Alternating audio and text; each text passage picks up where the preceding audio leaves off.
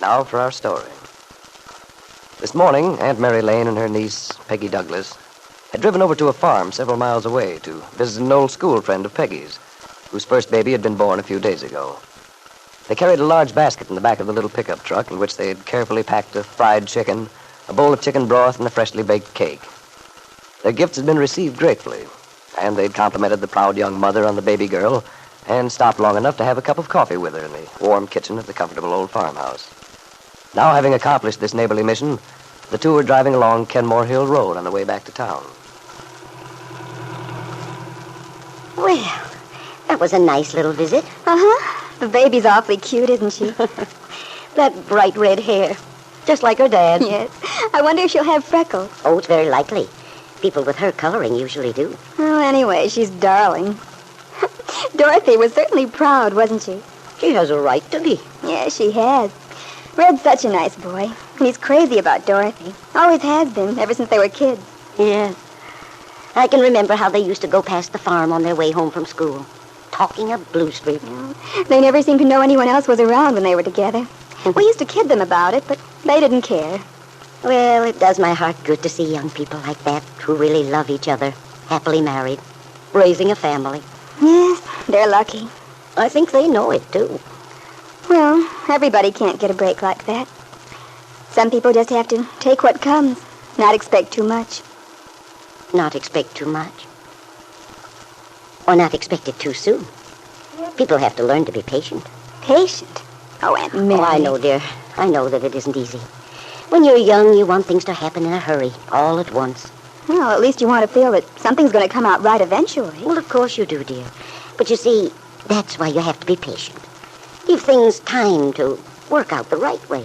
But how can you be sure they will, Aunt Mary? Well, perhaps you can't be sure, Peggy. That would be asking a great deal. But you can be true to yourself.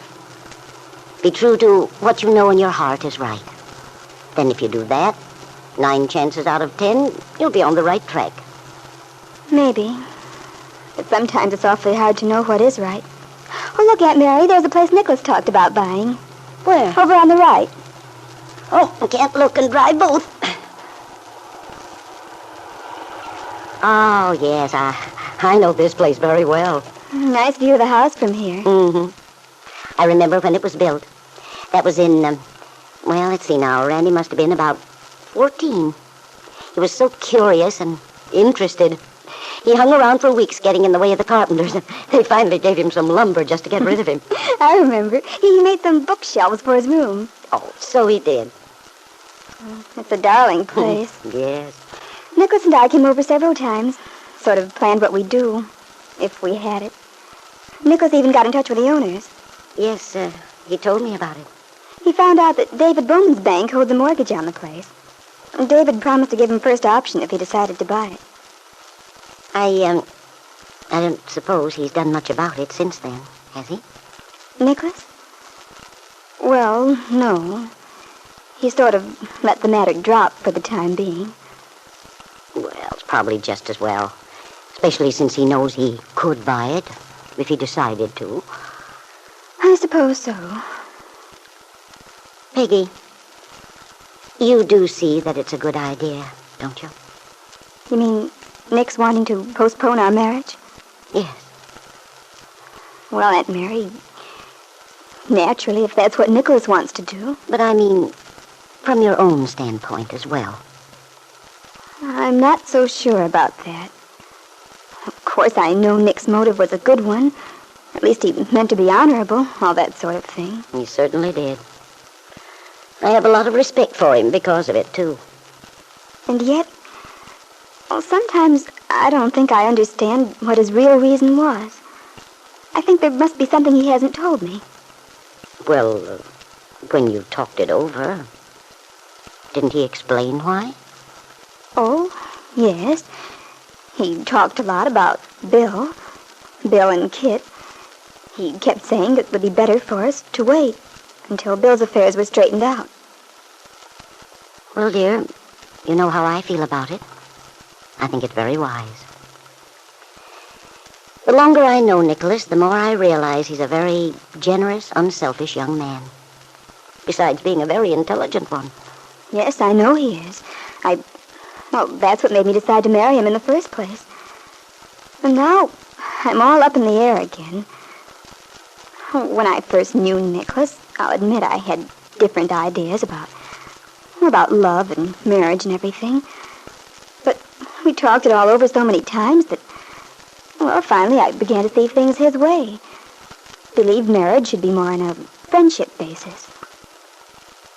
Perhaps, Peggy, perhaps Nicholas has decided that his ideas then weren't the right ones for real happiness. But he was so positive, so convincing. Peggy, dear, people change, grow up emotionally as well as otherwise. I've an idea that's what's happened to Nicholas. Well, don't you think Nicholas believes in his ideas anymore? Perhaps. One can't be sure. But since he wants to postpone the marriage, maybe he's found that he couldn't live up to his end of the bargain. Be impersonal about it. Aunt Mary, are you trying to tell me that Nicholas is in love with me? Or thinks he is? Well, my dear, thinking back, haven't you noticed a change in Nicholas yourself? Yes. I've noticed that he wasn't acting quite the same, but still, I just can't believe that Nicholas, after all the things he said. Well, dear, it's not for me to say whether Nicholas is or isn't in love with you. But you can be sure he had a very good reason for wanting to postpone the marriage.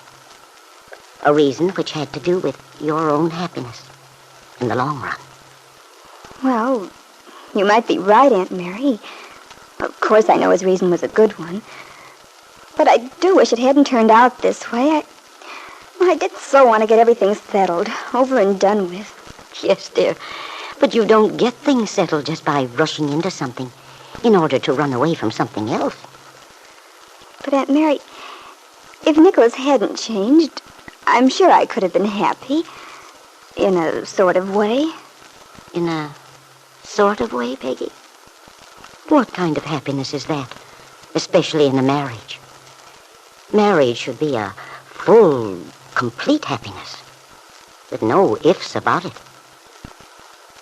I think Nicholas came to realize that. That's why he wouldn't let you or himself accept a compromise. But, Aunt Mary, Nicholas has always known just how I feel about him. I haven't changed. No, perhaps you haven't. But, dear, since Nicholas feels the way he does, it should occur to you that he may have changed. But I just can't believe it. Peggy, dear, let me ask you this one question. Suppose that Nicholas had changed, had discovered that he'd fallen in love with you very deeply. How would you feel then? Well, I hardly know what to say. That, well, of course, it would make a lot of difference. Yes. I'm glad you see that. I wouldn't want to hurt Nicholas for anything. And a one-sided relationship, it just wouldn't be fair to him. It certainly wouldn't, dear. If I were sure, I mean, if I really thought that Nick's feeling for me had changed that much, I guess I'd have to do more than just agree to postpone the wedding. I'd have to call it off completely. Peggy was very much disturbed. For if she couldn't marry Nicholas, then she was no longer protected from her own feelings, no longer secure in the knowledge that she was definitely cut off from any possibility of becoming entangled again with Bill Meade. The young girl's feeling of desperation was still upon her when she and her aunt arrived at David Bowman's bank a few minutes later. And the first person they encountered was Bill, who came toward them, his face alight with eagerness. Now for our story. Peggy Douglas and Aunt Mary Lane had driven into Wakefield this morning to do some errands. As they drove along, they had one of the little intimate talks they often had on these occasions. A talk which this time had left Peggy feeling rather uneasy. Peggy had believed that Nicholas Dorn had postponed their marriage because he was afraid that she might still be emotionally concerned with Bill Meade. But Aunt Mary apparently felt that Nicholas had fallen in love with Peggy, therefore was unable to carry on with the plan the two young people had made originally. a plan to marry on a friendly, comradely basis, without love. If Nicholas were actually in love with her, Peggy realized how unfair it would be for her to go through with the wedding. And yet she wanted to marry Nicholas, wanted to place herself in a secure position, beyond fear or hope of again becoming enmeshed in Bill Meade's tangled life. Peggy was still occupied with these thoughts as she and Aunt Mary entered David Bowman's bank. And then Peggy saw Bill Meade. He came toward her, his face alight with eagerness. Hello, Peggy. Hello, Bill. Aunt Mary. Oh, hello, Bill. Well, this is lucky. I was just leaving. I might have missed you. Well, it's lucky for us, too. How are you, Bill? Oh, well, as can be expected, I guess. How are you, Peggy? Fine, thanks. You seem to be pretty busy today. I was just telling Peggy, it looks as if I'll have quite a wait. Yeah, it's been like this for the last few weeks. Well, where's David? I don't see him at his desk. Oh, he's just stepped out for a minute. He'll be right back. Good. Hope I get to see him. Oh, Peggy, you're looking awfully nice today. I like your new hairdo. Oh, Bill, this isn't a new hairdo. My hair just got blown around on the way in. Oh, well, it looks nice that way. Oh, goodness, I'd better get in line if I'm ever going to get waited on. Yes, and I'd better get started on my errands. I'll see you at the car, Aunt Mary. All right. Oh, goodbye, Bill. It's been nice. Oh, wait a minute, Peggy. I'm just going too. I'll walk out with you. Okay, Bill. So long, Aunt Mary. Glad I saw you. Yes, Bill. Come out to see us some evening. Fine, I'd like to.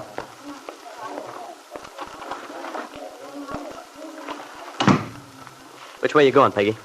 Oh, it doesn't matter much. I have things to do all over the place. I guess I'll do the marketing first. Are you going up to Swanson's then? Yes, I guess so. Okay, then I'll walk up with you.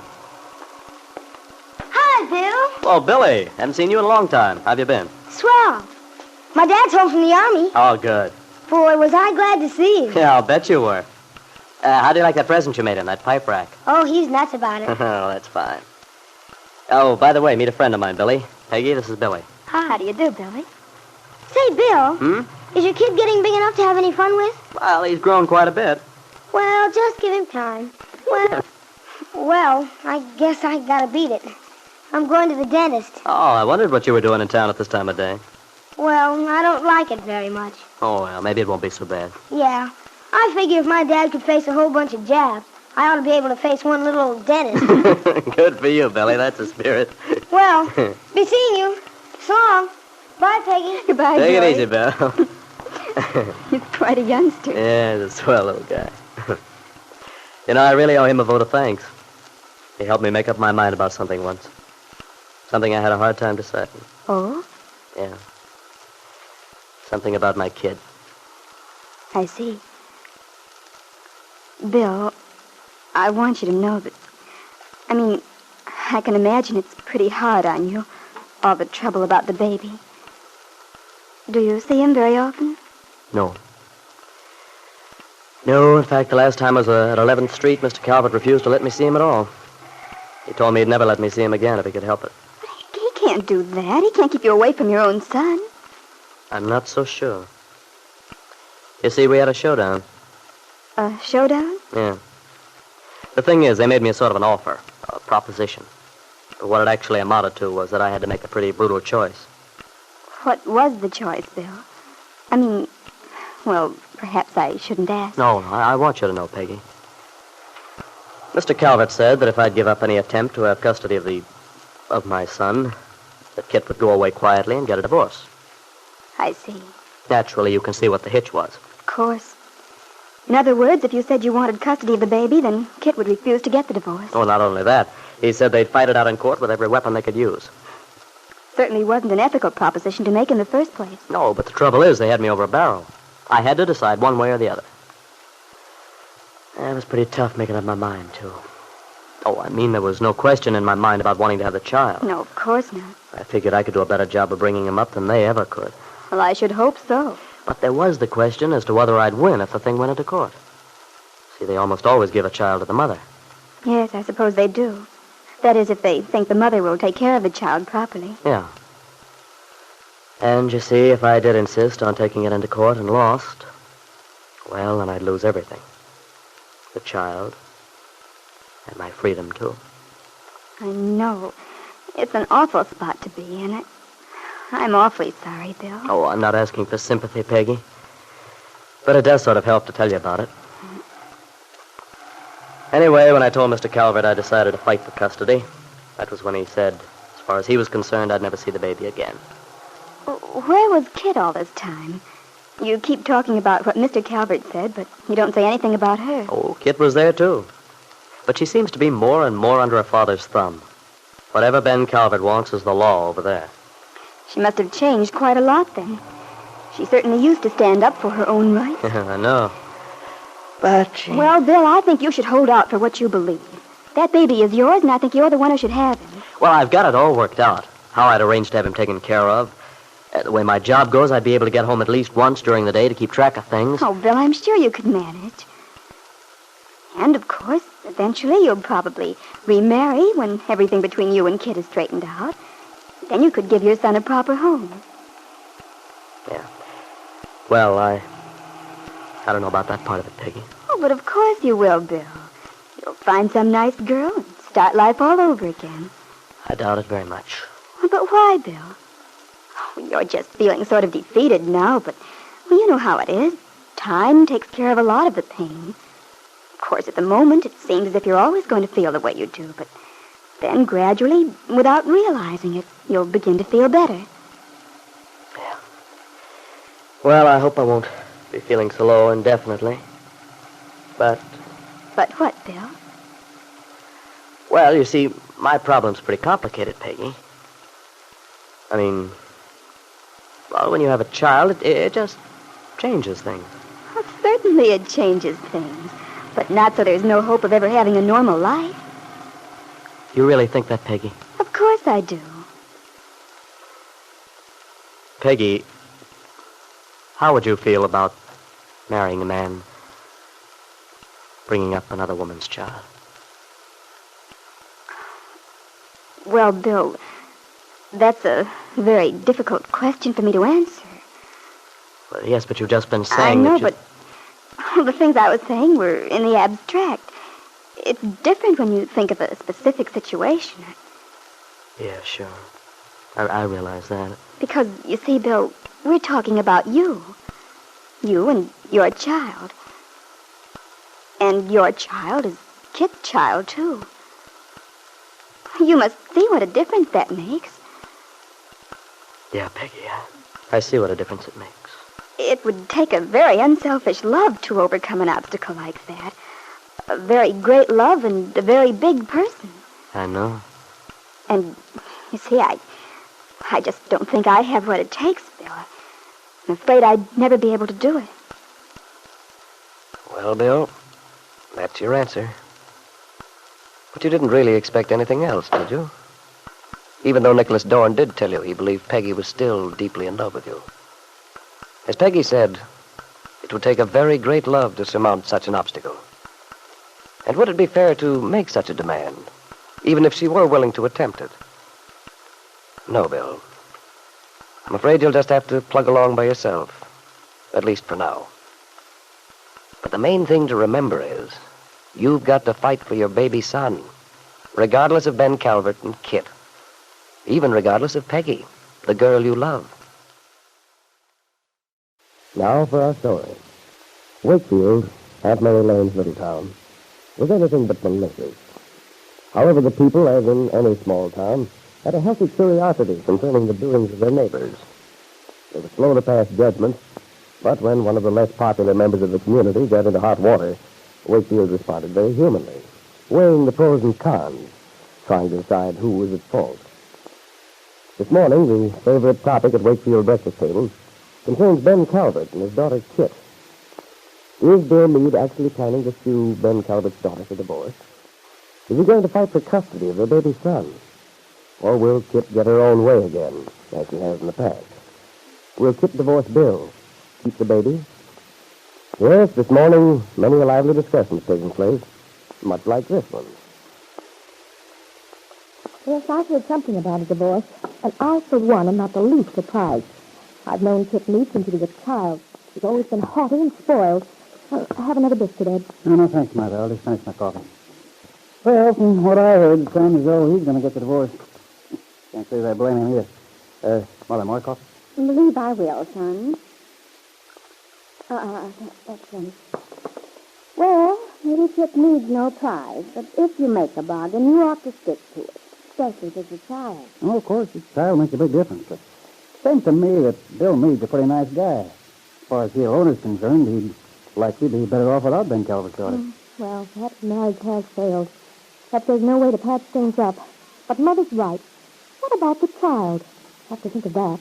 Mm-hmm. Well, one thing I'm sure of. If Meade sues for divorce, Ben Calvert's going to be hopping mad. Darned old pirate. It's about time somebody made him squirm. He's had his way around this town long enough. Yes, but it's too bad an innocent little child has to suffer. Yes, thoughts like these, all through Wakefield, were concentrated on the subject of Kitt Meade and her husband Bill. Now, Paul Cromwell had arrived in town. If he overheard some of the gossip, put two and two together, well, it couldn't happen, Kitt told herself. It mustn't happen. Now, this attractive young woman enters the bar at the Brown Palace Hotel to meet Paul Cromwell. Kit, darling. Hello, Paul. It is you, isn't it? Not a mirage. Paul, let's get over to that table in the corner. Oh, yes, of course, Kit. Where we can be alone. There. There's better. Yes. How are you, darling? Paul, be careful. Kit, I hope you're not ashamed of me. Oh, Paul, of course not, but... Well, this is a very small town, you know. People talk. No. Let them. We've nothing to worry about anymore. In a few weeks, we'll be well out of this town. Perhaps. But there's no point in adding any extra fuel to the flames until we are well out of it, as you say. All right, darling. I don't want to argue with him. Not after all these months. Dad, it seems years, Kit. Yes, it does. Has everything gone well, dear? Nothing slipped up, I hope. No, of course not. Did you think anything would? No. But, well, Kit, you look rather strange, weary. Well, it's certainly been no picnic, if that's what you mean. But I've managed. Good. You know, you're such an unsatisfactory correspondent. I've imagined all sorts of dire happenings. You mustn't let your imagination run away with you, Paul. After all, what could happen? Oh, I don't know. It does seem silly now when I'm sitting here opposite you and know that everything's under control. But I have been uneasy ever since you left. Well, don't be. But now that you mention it, you do look rather frayed around the edges. I don't doubt it. Who wouldn't be? Why, Paul? What's happened now? Well, perhaps you've forgotten this, Kit. But there's a certain emotional young woman by the name of Lisa Turner who gave up her newborn son to another young woman by the name of... Oh, for heaven's sake, Paul. Huh? This is no time or place to be humorous. Well, I'm not being. But you asked me what's been happening. I should think you know I've been going through the worst sort of agony with Lisa. There's a scene practically every day. I tell you, I'm at a breaking point. So Lisa's still having a stroke. Oh, it's awful. Believe me. You can't reason with her either. She has the baby on her mind all the time, and... Yes? What does she say? What does she want? Well, it's hard to explain, Kit, but Lisa's been acting very strangely. I don't want to frighten you, but I'm not quite sure I can handle her much longer. We've got to arrange the meeting with Lisa so that you can get the baby adopted legally before she gets some crazy idea into her head. Yes. Of course, we've got to settle the thing. We've got to settle everything. Now, what about the divorce? Is it going through as you planned? Well, everything's under control. Then it won't be much longer, will it, darling? So we can clear out of here and maybe go to Florida for a while? I hope so. Well, let's get this business into some sort of shape then, so we'll know where we are. In the first place, when will the divorce be coming up? That's the first step. Oh, Paul, don't be so businesslike, for heaven's sake. You sound like an insurance agent or something. I'm only trying to be sensible about things. The sooner all this is taken care of, the sooner you and I can be together, Kid. You know how important that is to me. Yes, Paul. It's important to me, too. But, well, you don't seem to understand that I've been having a pretty difficult time. What with Dad hounding me, looking after the child, and then Bill. Yes, I suppose he's taking it pretty hard, eh? Making things tough for you? Yes. Bill's been making things tough, all right. Well, I wouldn't worry about it if I were you, Kit. He'll recover in a few months. He ought to be glad he's had you as long as he has. I doubt if Bill would agree with you on that point. Bill's never been right for you, Kit. You know that. Frankly, Paul, I don't see why you had to come rushing down here without warning. If you'd phoned first, I could have told you what had happened so far. But I wanted to see you, Kit. Besides, I want to get something definite. When is the divorce coming up? When will you be free? What are your plans about you and me? Paul, please, I can't answer your questions, not to your satisfaction. Why not? Look, everything will be settled soon. I'm just as eager to get definite answers as you are, but, well, I simply don't know yet. Paul, I'm just living from day to day myself. All right, Kit. All right. So I'm afraid your trip's a wasted one. Oh, I wouldn't say that. Since things seem to be still pending with you, why not take care of one of my problems? One of your problems? Yes. We could get one thing out of the way, at least. What? Look here.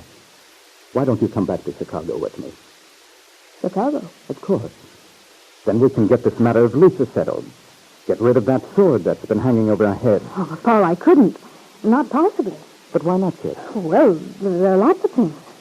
Oh, no, Paul, I couldn't possibly leave now. Well, if you definitely can't leave for Chicago now, I suppose the thing for me to do is to stay here in Wakefield and wait for you. No, Paul, you mustn't. But, Kit, it's perfectly logical. Why do you recoil so? Is the idea repulsive? Oh, it's not that, Paul, but... Oh, what about Lisa? You can't leave her there in Chicago alone. You said yourself she's in a dangerous frame of mind. Maybe it'd be better for Lisa to have a vacation from me for a while. Give her time to simmer down. I know it'd do me good. No, I think I'll just settle down here for a few weeks. Relax. Oh, but Paul, you just can't, that's all. It's too dangerous. Dangerous? What are you talking about, Kit? I don't see... Have you forgotten about Bill? Well, suppose he found out you were here, and why? He'd be bound to, and then... Oh, I don't think Bill would make anything of it. He's much too simple. Oh, don't be so sure about that. He might do anything. Not. Kit, there's absolutely nothing to worry about. Paul, you just don't know. Now, promise me you'll go back to Chicago right away. Please, Paul, don't ask any questions. Just go, will you? Will you go back to Chicago tonight? Yes, Kit. We're very anxious to get Paul Cromwell out of town. Because, if he stays, he may discover the truth. May find out that you're not suing Bill Meade for divorce. But instead, you plan to contest the divorce for which Bill Meade intends to fight. I wonder, Kitt, if Paul will agree to your request that he leave Wakefield at once. Or will Paul realize that something is not quite as it should be and stay to find out what it is?